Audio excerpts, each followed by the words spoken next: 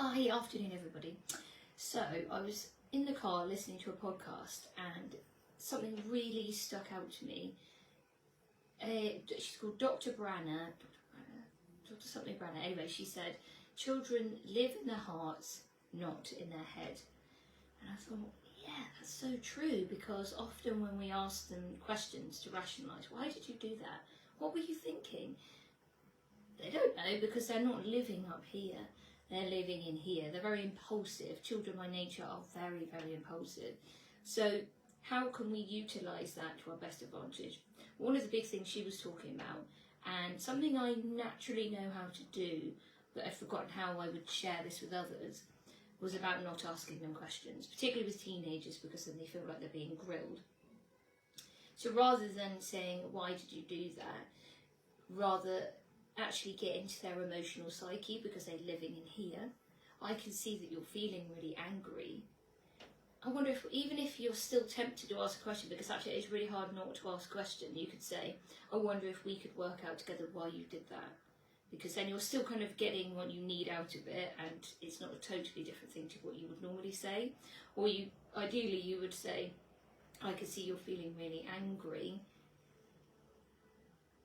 Let's think about, you did X because, and actually explaining to them. For example, she used this really great example of a child that shot her in the throat with a Nerf gun, and it actually said it really hurt, it genuinely really hurt her. So she just took a moment, didn't say anything, didn't look at the child, so without berating them, without going into their mind space and asking the question that actually they won't know how to answer, she just looked up at the child and said, that I can see you're really angry. You shot the Nerf gun bullet even at me, even though I told you that we don't do that because it will hurt people.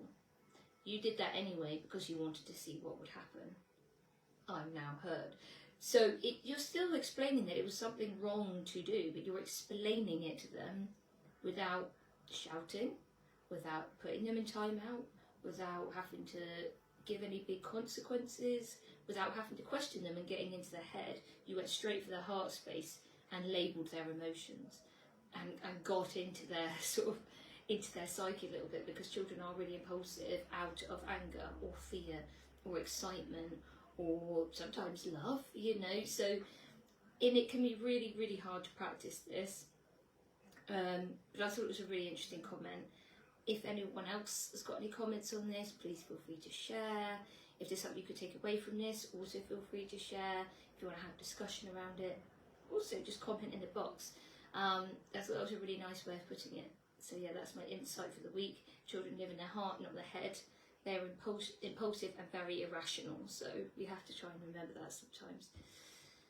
I am going to finish my coffee and go off up to see my horse, and I hope you guys have a really nice weekend. Bye!